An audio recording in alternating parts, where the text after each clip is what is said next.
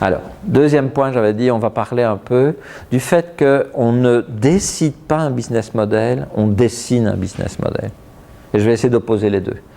Donc la pensée analytique, c'est du décideur, c'est j'ai ça, et je dois choisir, et selon mes critères, en particulier celui de déclencher d'IA, je vais choisir ça, qui est nettement mieux que ça. C'est un choix. Et la pensée design, c'est pas ça. C'est dire, j'ai ces deux choses-là, et puis pour changer, ceci est plus pratique, et j'invente ça, et je viens en disant, non, faites comme ça, vous, mais moi je préfère ça pour faire ça. Et c'est ça cette idée. Donc, designer, vous ouvrez le jeu, et puis décider, vous refermez. Donc ça voudrait dire quoi?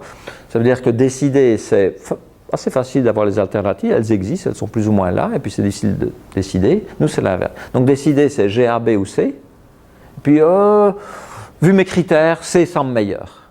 Mais on a vu que les bons business models, ceux donc, qui ont un succès, ce n'est pas des gens qui ont compris « je refais comme Nespresso ». Non, il vient avec quelque chose d'autre qui est justement d'une composante écologique que les autres n'ont pas. Il va inventer, il va venir avec quelque chose. Donc, il va ouvrir son jeu d'abord, il va venir avec des alternatives, et puis après il va décider. Donc il va dire, ah non, c'est pas ABC, je vais essayer G, K, O. Ah oui, alors après il va devoir décider, parce qu'il ne va pas lancer 6 entreprises pour savoir quelle est celle qui a du succès. Seulement il va dire, non, c'est K qui fait du sens. Ok, donc je vais prendre K, et je vais avancer avec K, et puis je vais essayer de faire quelque chose avec lui. C'est ça un peu cette idée de la pensée design, puis je vais vous la décliner avec deux choses. Ici il y a une expression, un quote là, un de vos compatriotes, Roger Martin, qui a été doyen de Rotman Business School à Toronto, et qui dit les managers doivent devenir des designers. Pourquoi? Parce que vous n'arrêtez pas de créer des nouveaux objets. Dans notre cas, c'est un business model, mais ça peut être une organisation, ça peut être un process. Donc vous faites bien un design d'une certaine façon. Et un design, contrairement à une décision où on peut avoir des steps, c'est assez chaotique, quoi. C'est je cherche, j'hésite, je recommence, et vous allez voir quelques exemples.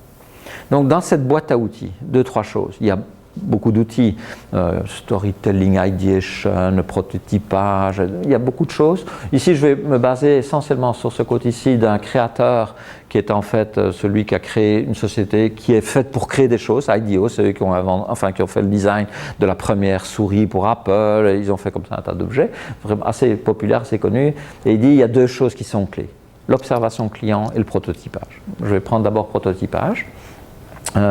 Et regardons pas en business comment on fait prototypage. Regardons déjà les gens qui font du prototypage. C'est leur fonds de commerce, c'est comme ça qu'ils travaillent. Les architectes font partie de... C'est qui ça? Non? Ça, ce bâtiment, c'est un bâtiment européen que j'ai pris parce que vous avez voyagé, vous savez, non? Guggenheim Museum, exact. Donc ça veut dire que c'était? Oui, Guggenheim ici, mais l'architecte, Frank Gehry. Donc Frank Gehry, en fait, ici, vous allez voir, quand un architecte travaille, il fait des sketchs, il fait des plans, il fait des maquettes, différentes tailles, différentes formes, différentes couleurs. Parfois, pour un seul bâtiment, il va faire jusqu'à 50 maquettes différentes pour des bâtiments un peu complexes. Et ces maquettes, il les monte, il les essaye. Donc, et puis, seulement, il va en choisir une, ça, il revient du décisionnel, et puis il va installer celle-là. Pourquoi est-ce que nous, on ne pourrait pas s'inspirer de là? Et Frank Gehry, et c'est pour ça que j'ai pris cet architecte-là plutôt que d'autres, en parenthèse parce qu'il est aussi canadien d'origine, mais... il a fait cette business school, donc c'est le bâtiment de la business school de Case Western Reserve University à Cleveland, et pendant 2 ans il a été observé par des professeurs de gestion en système d'information, en sciences de la décision, et qui se sont dit c'est passionnant, mais bon sang, ils ne travaillent pas comme nous, hein. Et alors que parfois ils utilisent les mêmes mots. Donc une petite vidéo, alors elle est en anglais, mais celle-là on l'a mise en français quand même, un sous-titrage français. The idea of multiple models is one that shows up often in conversations with designers. And it was most start with Frank Gehry, but one sees it in lots of other places. The basic idea is to have many models of the phenomenon that interests you, if it's a building, to have them at different scales, different kinds of models that feature various aspects of the thing under consideration. Now in management, that has immediate and obvious applicability. If you accept that there aren't simple solutions to most of the problems that are really of interest to us in managing enterprises, then probably these are complex phenomena, and therefore multiple views of them will be useful. It's tempting to say if we could just get the right model. It's far more illuminating to look at a variety of models. first of all, I think we as faculty didn't appreciate the process that they go through of continuous refinement and continuous evolution and continuous change.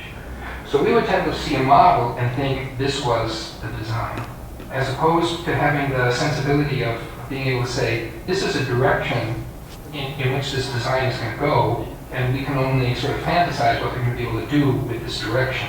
I tell clients when I start that we're going to be in a liquid state for a lot of the time. In other words, information gathering, agonizing about program, adjacencies, land use, materials, bureaucracies that we have to deal with.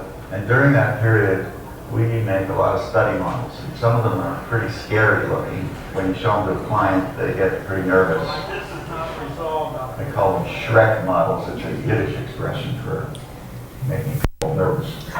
I do that so they can follow the trajectory of my thinking, but it's not predictable. It's opportunistic. I push something here, and then I see something, and then I take that, and I go. So I think of it as an opportunistic kind of process that evolves with the inputs that I'm getting from the client and the world around. The other thing is that if you freeze to an idea too quickly, you fall in love with it. If you refine it too quickly, you become attached to it. Ok, regardez ça. Ici, ils sont très gentils dans la vidéo. Hein. Vous avez dit Bolan et Frank Colopi, mais il m'a dit, Dick, tu sais, parfois on a été énervé avec cet architecte.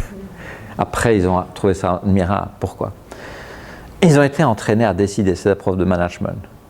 Et ils utilisent par exemple le mot prototypage, maquettage, mock-up. Et nous, dans notre philosophie du maquettage, ça a la signification suivante. Je viens avec les choses suivantes. Est-ce que tu aimes bien ça? C'est un petit truc, c'est un écran d'ordinateur. Oui, j'aimerais bien juste un peu plus grand et transparent. Ok, et le coup suivant, je reviens et je lui montre ça. Ah oui, c'est bien. Bon, après, il continue. Et l'architecte ne travaille pas comme ça. Et pourtant, il dit maquettage. L'architecte, il vient comme ça. Il vient, t'aimes bien ça? Ouais, un peu plus grand, transparent, parfait. Coup suivant, il vient, boum, il montre quelque chose qui est complètement différent. Et là, quelqu'un, Dick Bolan, Frank Colopi, ses collègues, qui ont été entraînés à décider, dit, oh, stop, il y a 2 mois, on a décidé que ça serait rond, ça a été acté au procès verbal, que ça serait rond et transparent, et tu viens avec quelque chose qui n'a rien à voir. Ça va pas, c'est pas possible ça. Et alors l'architecte disait, Dick, excuse-moi, oui, bien sûr. Dis-moi pourquoi tu n'aimes pas ça? Donc pour lui, ça n'a pas la même signification. Donc prototyper, c'est pas raffiner sa première idée. C'est venir, ouvrir, essayer, provoquer, Shrek model. Donc c'est ça. Prototyper, c'est pas raffiner, c'est explorer des alternatives. C'est vraiment venir. Ça, c'était mon idée de lancer une entreprise sur des bidons. Peut-être qu'il y a une entreprise où je pourrais en fait vendre mes bidons comme emballage d'autres choses. Et voilà, je pars avec une autre idée et puis j'essaye. Et c'est ça le prototypage.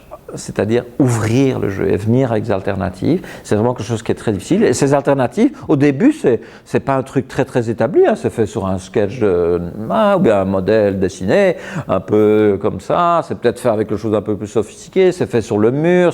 Donc il y a plusieurs façons de venir. Le prototypage pour nous, c'est juste de jouer un peu, de dire il y a un modèle avec ce type de revenu, il y a un modèle avec ce type de canal, il y a un modèle avec ce type de clients qui ne sont pas ceux que j'avais au départ, ou une deuxième famille de clients qui viendrait renforcer. Et je peux utiliser aussi des logiciels pour faire ça un peu, comme les architectes utilisent la CAO d'ailleurs.